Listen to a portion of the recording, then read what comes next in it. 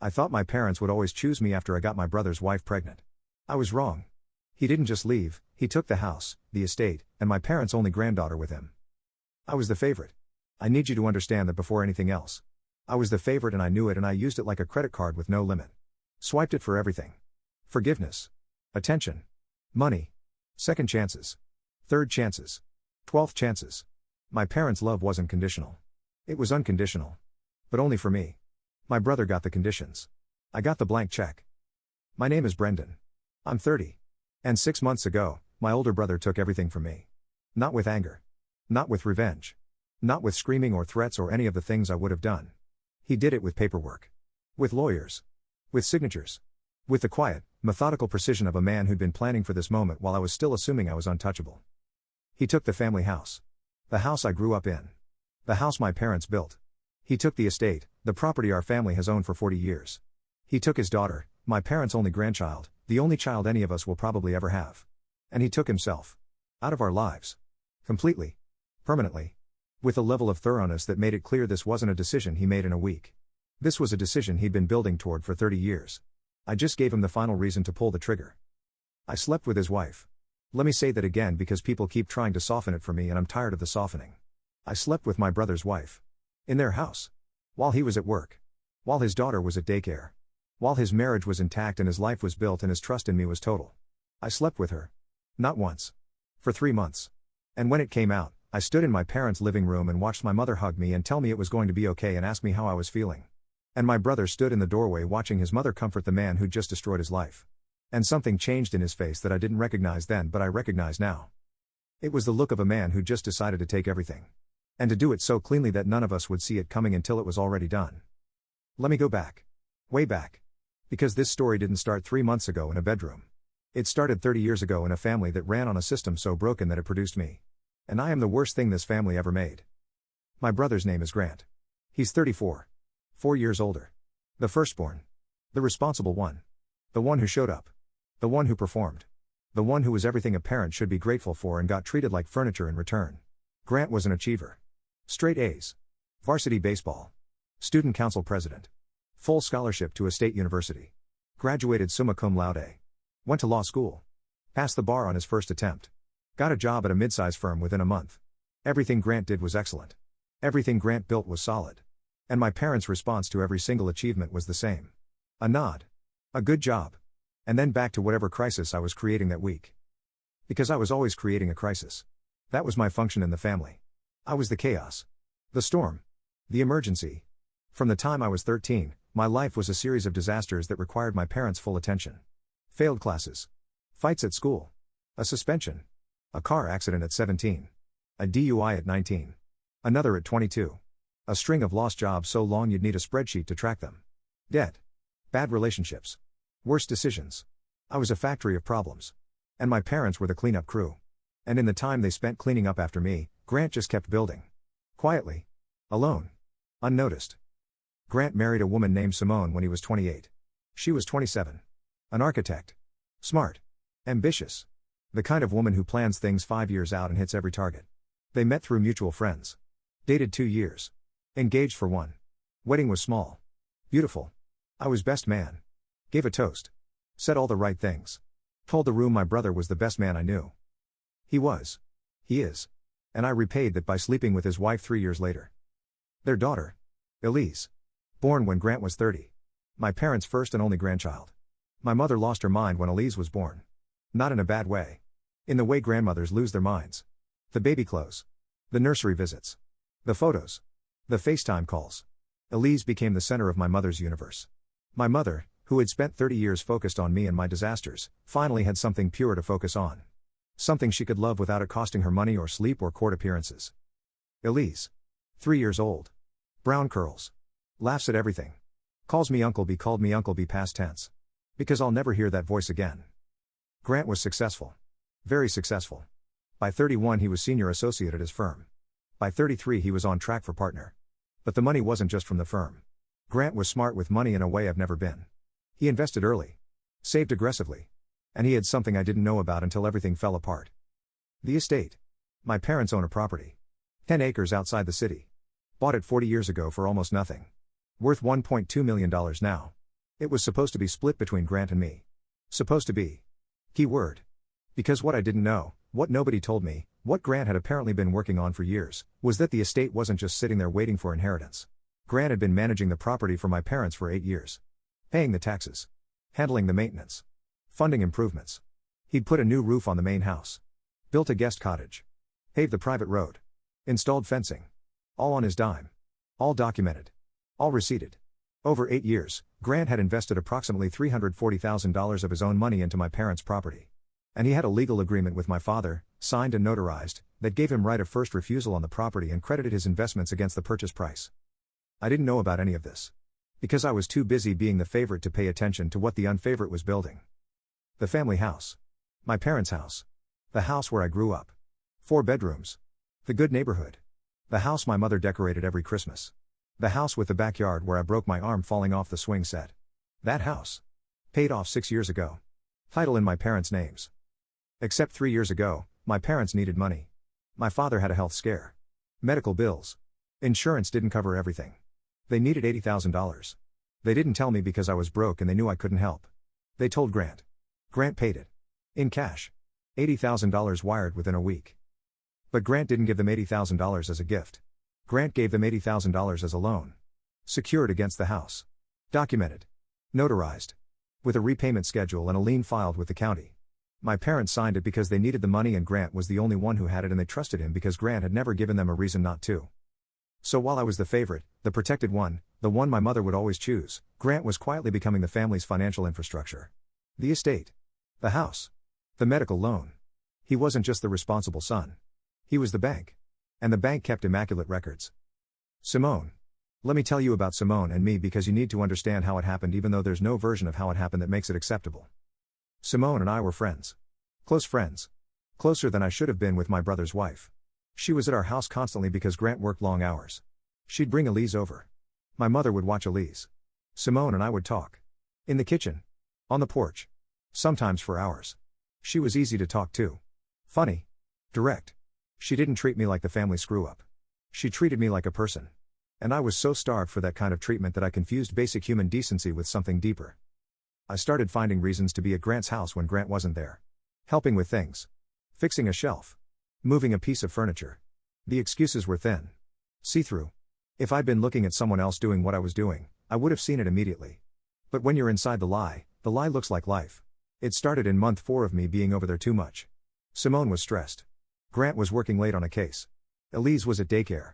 Simone said she was lonely. Said Grant was never home. Said she felt invisible.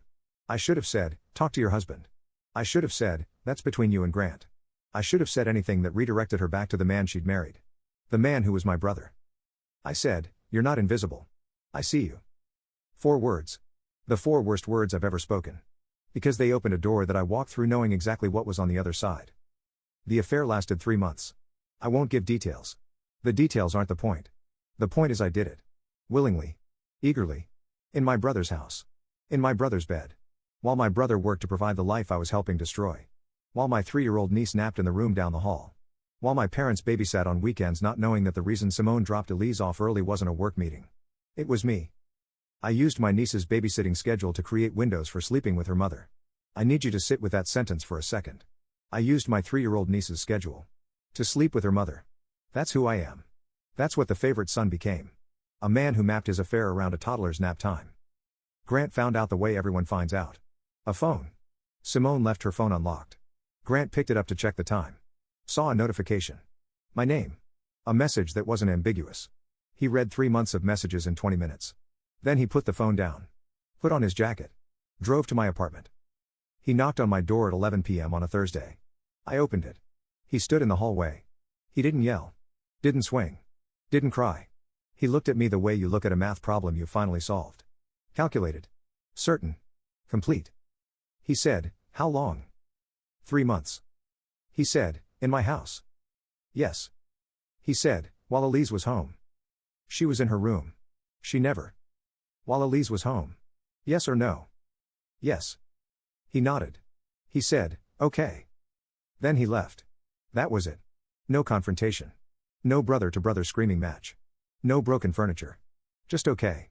1 word. The most terrifying word I've ever heard because it wasn't acceptance. It wasn't forgiveness. It was acknowledgement. The acknowledgement of a man who just received the last piece of information he needed to execute a plan. I didn't know about the plan. Not yet. I went to my parents' house the next morning.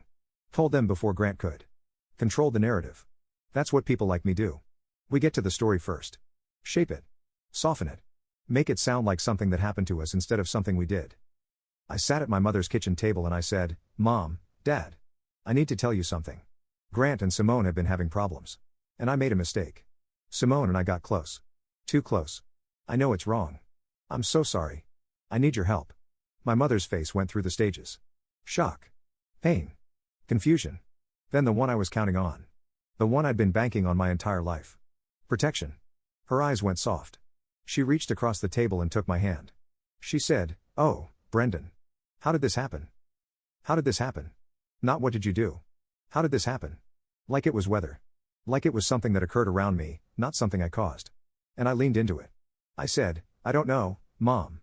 I was lonely. She was lonely. It just happened. We didn't mean to hurt anyone." My father was quieter. He looked at me. He said, "Does Grant know?" I said, "Yes. He came to my apartment last night." My father said, "What did he say?" I said, "He just said okay and left." My father's face changed. Something in the way I described Grant's reaction. The okay. The leaving. My father heard something in that I didn't. He heard a man who wasn't reacting emotionally because he was operating strategically. My father knew Grant. Knew how Grant thinks. And the quiet response scared my father more than screaming would have. My father said, "We need to talk to Grant. Now." My mother said, "Let me call him." Grant didn't answer. Not that day. Not the next day. Not for a week. He went silent. Complete, total, operational silence. Simone tried to reach him. Voicemail. My mother drove to his house. Nobody home. His car was gone. Simone said he'd packed bags. 3 suitcases. His laptop. Important documents. He'd taken Elise from daycare at noon and hadn't come back. He'd taken Elise. My mother panicked. Called the police. The police said, "Is there a custody order?" My mother said, "No." They said, "Then either parent can have the child. There's no crime here." A week of silence. Then the letters arrived. 3 letters. Delivered by courier. 1 to my parents. 1 to Simone. 1 to me. My parents' letter was from Grant's lawyer. It stated that Grant was exercising his right of first refusal on the 10-acre estate property per the existing signed agreement. The letter included a breakdown of the $340,000 he'd invested over 8 years, credited against the property value, with a remaining balance that Grant was prepared to pay immediately. The letter also referenced the $80,000 loan secured against the family house. The loan was being called in. Full payment due in 90 days. If payment was not received, Grant would begin foreclosure proceedings on the lien. My parents sat at their kitchen table reading a letter from their son's lawyer threatening to foreclose on their house and purchase their estate out from under them. My mother looked at my father. My father looked at the letter. Neither of them looked at me. For the first time in 30 years, neither of them looked at me. Simone's letter was a divorce filing. Grounds, adultery. The filing included the text messages. All of them. 3 months. Everything I'd written to his wife printed on legal paper and submitted to a court. The filing also included a petition for full custody of Elise based on the compromised home environment created by the mother's affair with a family member. Grant's lawyer had included evidence. Timestamps of my visits to the house during work hours. Daycare pickup records showing Simone retrieved Elise early on days that matched my visit pattern. The babysitting schedule at my parents' house cross-referenced with the text messages. He'd mapped the affair. Backwards. Day by day. With the precision of a lawyer who'd spent his career building cases and just happened to be building the most important one against his own wife and his own brother. My letter was short. No legal language. Handwritten. Grant's handwriting. 1 paragraph. "You were the favorite. 30 years. Mom chose you every time. Dad funded you every time. I built everything myself. The career. The money. The investments. The estate improvements. The medical loan. I built it because nobody was going to hand it to me the way they handed everything to you. And then you took the one thing I built that wasn't about money. My marriage. My home. My family. You took it because you've never been told no in your life. So here's your no. The estate is mine. Legally. The house is leveraged against a loan you can't repay. Elise is with me. Simone can fight for custody but she'll lose because I have everything documented. And you. You get to be the favorite of 2 people who are about to lose their house and their land and their granddaughter. Enjoy it." I read that letter 4 times. Each time the words hit harder. Not because they were cruel. Because they were accurate. Every sentence. Every claim. Every observation about our family and how it worked and who benefited and who suffered. All of it was true. And Grant had put it in writing with the same precision he put everything else. My mother called an emergency family meeting. My father. Me. Aunt Carol. Uncle Dennis. Grandmother Ruth. Everyone at my parents' kitchen table. The same kitchen table where I'd told them about the affair 4 days earlier. My mother was shaking. She held up Grant's lawyer letter and said, "He's taking the estate. He's calling in the loan. He's taking Elise away from us. We need to stop him." Uncle Dennis read the estate agreement. He's a retired contractor. Understands property documents. He read it twice. Put it down. He said, "Linda, this agreement is solid. Grant's been investing in this property for 8 years. His name is on everything. There's nothing to contest." My mother said, "He can't just take our property." Uncle Dennis said, "He's not taking it. He's buying it. At a discount he earned by investing $340,000 into it over 8 years. You signed the agreement, Linda. Both of you." My father said nothing. Stared at the table. Grandmother Ruth spoke. She's 81. Sharp. Doesn't sugarcoat. She looked at me. Not at my mother. At me. She said, "Brendan, what exactly did you think was going to happen?" I said, "I didn't think it would go this far." She said, "You slept with your brother's wife. In his home. While his child was in the next room. What exactly is too far, in your mind? What's the line? Because from where I'm sitting, you crossed every line there is and Grant is responding legally. He's not burning the house down. He's buying it. There's a difference between revenge and consequences. This is consequences." Nobody argued with her. Because she was right. And the room knew it. Every person at that table had spent 30 years watching my parents prioritize me and they'd said nothing because it wasn't their place. But now the bill had arrived. And Grandmother Ruth was the only one honest enough to say what everyone was thinking. This isn't Grant's fault. This is what happens when you raise one son to believe he's untouchable and raise the other to believe he's invisible. The untouchable one eventually does the unforgivable thing. And the invisible one eventually becomes the one you can't reach. Aunt Carol tried to call Grant. Left a voicemail. His lawyer responded. All communication through legal counsel. Carol tried Facebook. Grant had deactivated. Instagram. Gone. LinkedIn. Updated to a new city. A new firm. He'd already moved. While we were sitting at a kitchen table trying to figure out how to stop him, he was already gone. Already established. Already building the next thing. The way he always built things. Quietly. Completely. Without anyone noticing until it was finished. My parents couldn't pay the $80,000 loan. They didn't have it. I didn't have it. The loan was called. Grant didn't foreclose. He negotiated. He offered to forgive the loan in exchange for the house title. My parents transferred the title. Because the alternative was a public foreclosure on a house they'd lived in for 35 years. Grant now owns the family house. The house I grew up in. My bedroom. My mother's kitchen. The backyard with the swing set. His name is on the deed. The estate sale was cleaner. Grant exercised his right of first refusal. The agreement was airtight. My father's lawyer reviewed it. Nothing to contest. Grant paid the remaining balance. $860,000 for a property worth $1.2 million. The $340,000 in documented investment served as the credit. Legal. Clean. Unchallengeable. My brother now owns the family house and the family estate. The favorite son has nothing. The unfavored son has everything. The divorce was brutal for Simone. Grant's documentation was devastating. The timestamps. The daycare records. The text messages. The pattern analysis. The judge awarded Grant primary custody of Elise. Simone gets supervised visitation every other weekend. Supervised. Because the court determined that a mother who conducted an affair in the family home while the child was present demonstrated judgment concerns that warranted oversight. Simone blames me. She should. I called her last month. She answered. She said one sentence. "You ruined my life and you don't even care." She hung up. She's right about the first part. I'm trying to care about the second. My parents are renting. Living in a 2-bedroom apartment 12 miles from the house they built. The house that Grant now owns. He hasn't moved into it. It sits empty. My mother drives past it sometimes. Sees the dark windows. The lawn that's still maintained because Grant pays a service. She calls it the house. Never my house. Not anymore. Because it isn't. They don't see Elise. Grant allows no contact. His lawyer sent my parents a clear message. Given the family's demonstrated pattern of enabling the behavior that led to the dissolution of the marriage, contact with the minor child is not in her best interest at this time. Enabling. That word. My parents enabled me for 30 years and the legal consequence is they don't get to see their granddaughter. My mother cried for 3 straight days after the custody ruling. My father stopped talking. Not to me specifically. To everyone. He sits in the apartment and watches television and doesn't engage. The man who said let me call Grant when I told him about the affair hasn't initiated a conversation in 4 months. He's not angry. He's empty. The kind of empty that comes from realizing you spent 30 years investing in the wrong son and the right son just collected the bill. Elise turned 4 last month. Grant posted a photo. Private account. Someone showed it to my mother. Elise in a party hat. Cake shaped like a butterfly. 7 other kids around a table. Grant smiling behind her.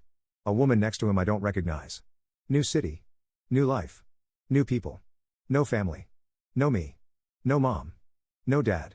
Just Grant and Elise and a butterfly cake and people who probably don't even know he has a brother. I'm 30. I live in the apartment my parents can barely afford. I sleep in the guest room. I don't have a job. I don't have savings.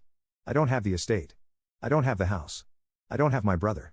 I don't have my niece. I don't have Simone.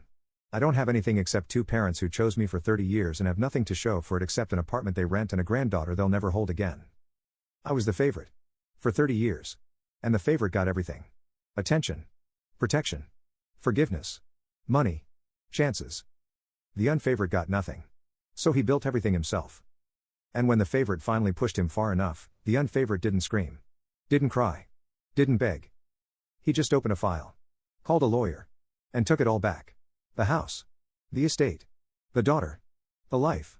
Everything my parents gave me for 30 years wasn't worth what Grant built in silence. And now we sit in a rented apartment. Listening to the quiet. Wondering when we lost him. We didn't lose him 6 months ago. We lost him 30 years ago. 1 missed baseball game at a time. 1 forgiven DUI at a time. 1 blank check at a time. We just didn't notice until he sent the invoice.